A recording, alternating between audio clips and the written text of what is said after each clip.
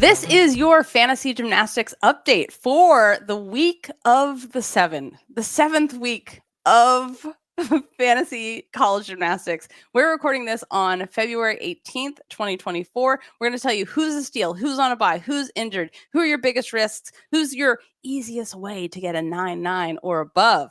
Welcome to the #1 gymnastics podcast in the galaxy. I'm Jessica, and I'm here with Spencer from the Balance Beam Situation, where you can find all the links, the full calendar to every single NCAA meet. You can go week by week. You can find where to look at the scores, how to look at the stream.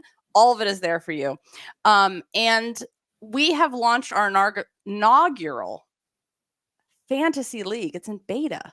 And we've added Winter Cup to that for Club Gym Nerd members, which is coming up this week. So if you want to start doing elite, gymcastic.com/fantasy. NCAA.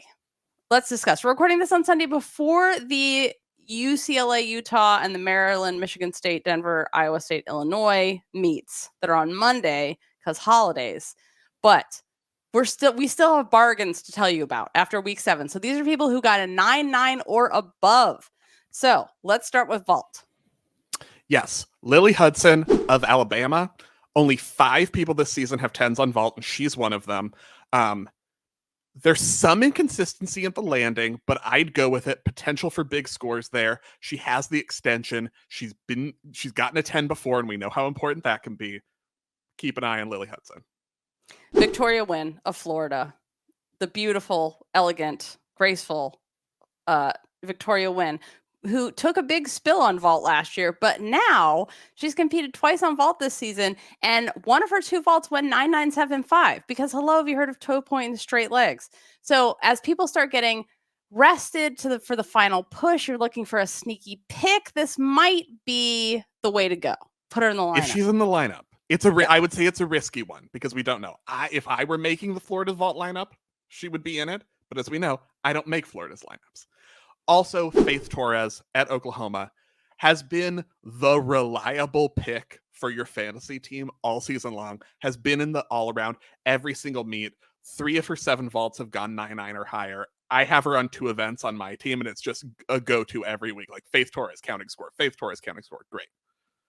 Julianne Huff from Auburn. She's only 2,000 GymCastic bucks. She has been in the vault lineup every meet, and her last 3 have gone 9-9, 9-9-2-5, 9-9-2-5 again. So seems like it's really clicking with her. They're using her a lot. So a steal. And Michaela Tucker at Michigan State.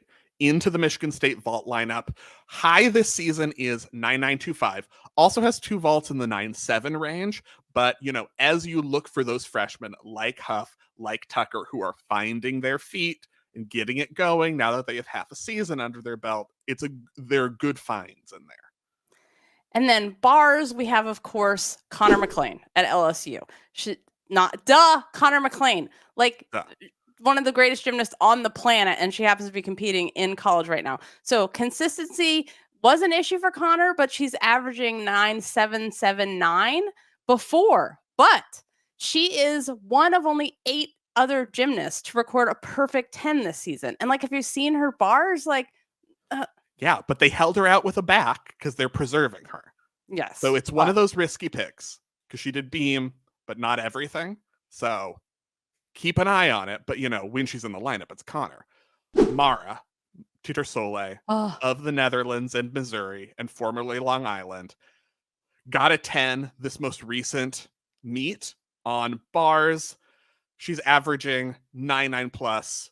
She's got a 9.975, a 9.95, a 9.925, and most importantly, her form warrants these scores. And so if you want to pick a team with gymnastics integrity, you would have Mara in your bars lineup because of legs together and toe point and whatnot. Mara's so good, it doesn't matter where she competes, in what conference, in what leotard, she can still get a 10. Or what country. That's how beautiful and amazing she is. So put her in your bar lineup. Or what are we on bars? Yeah, Chloe Widner of Stanford. We've talked about her on floor earlier this season, but she hasn't competed on it in weeks. On bars, she's been in the lineup every week and is averaging 9.9 with a high of 9.95. And she's done this twice. And also her form, it's so beautiful. Seeing her in person at NCAA championships, she's amazing. And Savannah Shaneher, LSU, on bars, the highest Jaeger probably in NCAA, I would say. She's competing vault and bars on every week now at this point for LSU. 299, 25s, and a 995 on bars. And more importantly, she almost destroyed Bart and Kathy with her bars routine this week and how much they loved it. Miles is on at Cal, also a GymCastic Bucks, only 2,000, so she's a steal, and we all know how great she is.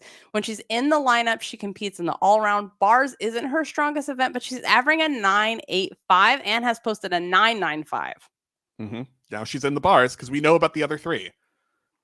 And beam, Mia Takakawa of Illinois. Oh, you guys. They featured her on one of the meets this weekend. I was like, beam, talk about her beam. And then they did finally. But, she's good at all the things. But Mia's averaging above a 9.9 with 5 of her 7 routines at or above 9.9 with a high of 9.95. And she's gotten a 10. You guys, her beam is so beautiful. I cannot say enough good things. She makes orange leotards look good. That's how amazing she is. Okay, so I'm going to say something, and it's Emma Malabuyo, and hear me out, because keep an eye on her travel schedule, because she's not going to be there sometimes because she's doing the World Cups. But when she is back, she should be in your beam lineup. Yeah. Because, 3 of her last 4 routines have been 9925 plus. And I would say don't discount her just because you're not sure when she's going to be in the lineup. Because she's traveling. Like when she's there, put her in the lineup. Kennedy McLean from Southern Utah, only 1,000 GymCastic Bucks, a total steal. She's been all over the score sheet this season, competing on beam and vault in every meet. On beam, she scored in the 9.6s, 9.7s, 9.8s, 9.9s, but has a high of 9.95. So it can happen, you guys. So now she's further in the season. So we're just saying the flipping birds. Don't forget about them.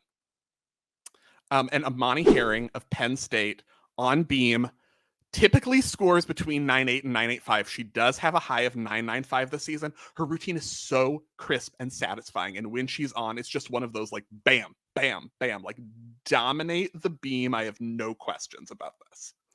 Anya Pilgrim finally has moved from her elite days over to Florida. She's been on beam 5 times for Florida. 4 of her 5 routines have been 9.9 or above with a high of 9.925. In fact, her only routine below a 9.9 happened in the opening meet. She's getting better and better. It's Anya Pilgrim, you guys. On floor, Gabby Wilson, Adoy.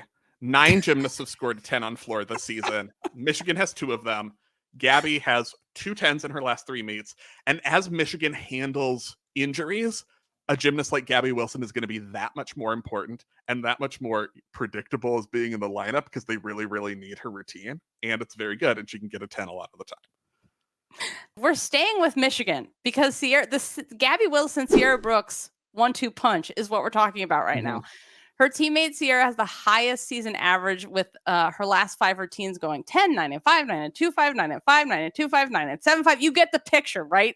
She's very good. These are some pretty darn safe scores. 4 or 5,000. Like we're basically telling you it's not a bet. She's gonna deliver. It's a guarantee. I'm just throwing it out there right now.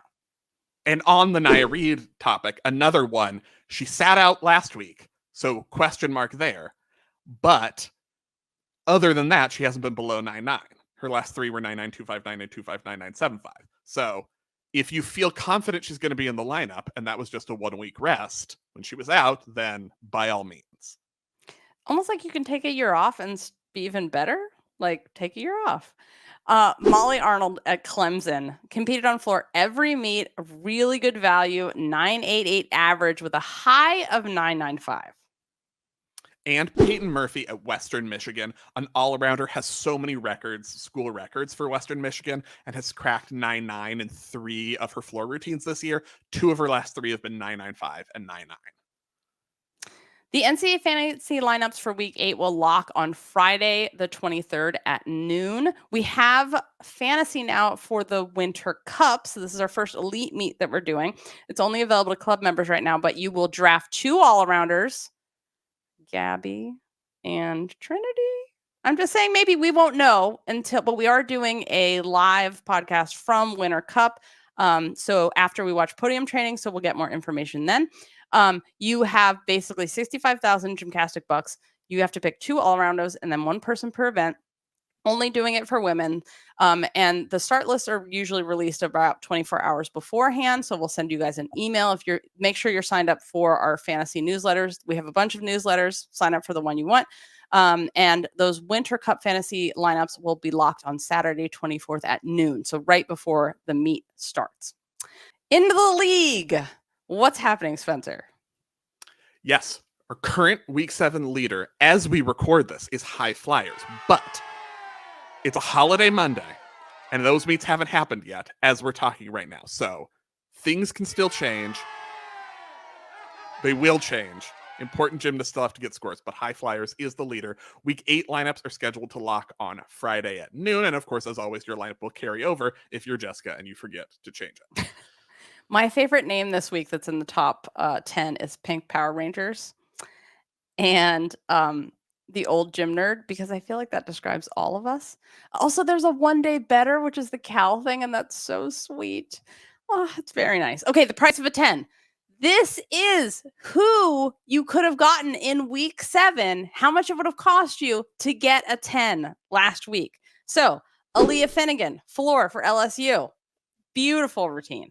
Mara at Missouri, Netherlands, LIU, Missouri, Mara.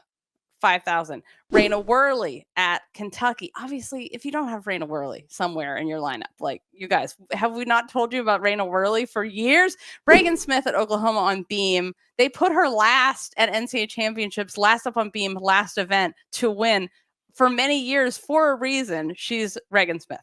Other league stats you should know about so you can copy what other people are doing and use their strategy.